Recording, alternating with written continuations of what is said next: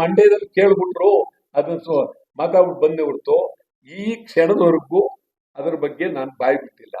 ಈಗ ನಮ್ಮ ಇದನ್ನ ಹೇಳಕ್ಕೂ ಅದನ್ನ ಮಾತಾಡೋದೇ ಬೇಡ ಅನ್ಸುತ್ತೆ. ಅದನ್ನ ನಿಜವಾಗ್ಲೂ ಗೌರವಾಗಿದ್ರೆ ಮಾತಾಡೋದು ಬೇಡ. ಗಂಭೀರ ಇದೇನ ಅರ್ಥವಿಲ್ಲದ್ದು ಕತೆ. ಈಗ ಒಂದೇ ಈಗ ಒಂದರಿಂದ ಒಂದು ಶುರು ಆಗ್ಬಿಡ್ತದೆ. ಈಗ ಈ ಏನ್ ಮಾಡೋದು? ಈಗ ಅವನ್ನ ಹುತಾತ್ಮನ್ ಮಾಡಕ್ ಹೊರಟಿದ್ದಾರೆ, ನಾವೇನ್ ಮಾಡೋದು?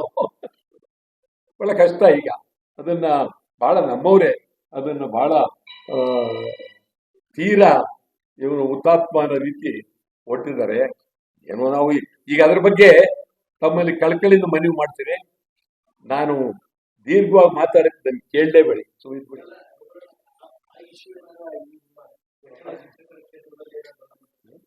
ಆ ವಿಚಾರ ನಿಮ್ಮ ಕ್ಷೇತ್ರಕ್ಕೆ ಪರಿಣಾಮ ಬೀಳ್ತಾ ದಕ್ಷಿಣ ಕ್ಷೇತ್ರಕ್ಕೆ ಅಂತ ಕೇಳ್ತಾ ಇದ್ದಾರೆ. ಕ್ಷೇತ್ರಕ್ಕೆ ಪರಿಣಾಮ ಬೀಳ್ತಾ ಆ ವಿಚಾರದಿಂದ ಎಲ್ಲ ಒಂದು ಅದರಿಂದ ಪರಿಣಾಮ ಬೀರುತ್ತೆ ಅಂತ ಏನಿಲ್ಲ. ಒಂದು ಏನಾಗಿದೆ ಈಗ ಅದು ಒಂದಕ್ಕೊಂದು ಈ ಗೊಂದಲದಲ್ಲಿದೆ. ಯಾವುದ್ರ ಬಗ್ಗೆ ಮಾತ್ರ ಯಾವ್ದು ಬೀರೋದು. ಈಗ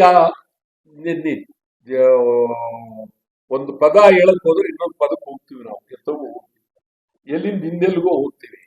ಇದು ಒಟ್ಟಾರೆ ಈ ನಾವು ಈಗ ಮಾಡಬೇಕಾಗಿರ್ತಕ್ಕಂಥ ಕೆಲಸ ಯಾವ ಮಹಿಳೆಯರಿಗೆ ಅನ್ಯಾಯವಾಗಿದೆ, ಯಾರಿಗೆ ಇದಾಗಿದೆ ಮಾತಾಡ್ಲಾರರು, ಯಾರು ನೋವಿನಲ್ಲಿದ್ದಾರೆ ಅವರನ್ನ ನಾವು ಗುರುತಿಸಿ ಅವರಿಗೆ ಸಂಪೂರ್ಣವಾಗಿ ಧೈರ್ಯ ಹೇಳಿ ಸರ್ಕಾರದಿಂದ ಅವರಿಗೆ ನೆರವನ್ನು ಕೊಡಿಸ್ತಕ್ಕಂಥದ್ದು ನಮ್ಮ ಕರ್ತವ್ಯ. ನಾನಂತೂ ಆ ಯಾವ ಅಕ್ಕ ತಂಗಿಯರು ಮಹಿಳೆಯರು ಇದ್ದಾಗ ನಾನು ಅದರ ಬಗ್ಗೆ ನಿಮ್ಗೆ ಹೇಳ್ತೀನಿ, ಇವತ್ತು ಕೊಡ್ತೀನಿ. ತೀವ್ರವಾಗಿ ಇಡೀ ರಾಜ್ಯಾದ್ಯಂತ ಈ ರೀತಿ ಶೋಷಣೆಗೊಳಗಾದಂತ ಮಹಿಳೆಯರ ಪರವಾಗಿ ಭಾರಿ ಹೋರಾಟವನ್ನ ನಾನು ಮಾಡ್ತೀನಿ ಎನ್ನುವ ಭರವಸೆ ತಮ್ಗೆ ಹೇಳ್ತಾ ಇದ್ದೀನಿ. ಮೊದಲಿಂದು ಮಾಡಿದೀವಿ. ತಮಗೆ ಇನ್ನೊಂದು ಬಹಳ ನಿಮಗೆ ಗೊತ್ತಿಲ್ಲಬಹುದು, ಬಹಳ ಹಿಂದೆ ನಿಮ್ಗೆ ಹೇಳ್ತೀನಿ.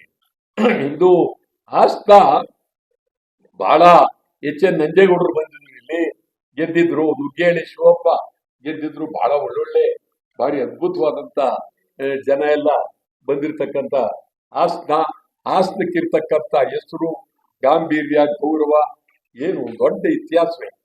ಶ್ರವಣ ಬೆಳಗುಳ ಅವೆಲ್ಲ ನೋಡಿದಾಗ ಏನು ದೊಡ್ಡ ಇತಿಹಾಸವೇ. ಹಳೆಬೀಡು, ಬೇಲೂರು ಎಲ್ಲ ಅದ್ಭುತವಾದ್ದು. ನಾನು ನಿಮ್ಗೆ ಹೇಳ್ತೀನಿ, ಸುಮಾರು 62ರಲ್ಲಿ ನಿಜಲಿಂಗಪ್ಪನವ್ರು ಚೀಫ್ ಮಿನಿಸ್ಟರ್ MV ರಾಮರಾವ್ ಅಂತ ತಾವು ಕೇಳಿದಿರಲ್ವೋ? MV ರಾಮರಾವ್ ಅವರು ನಿಜಲಿಂಗಪ್ಪನವರ ಬಲಗೈ.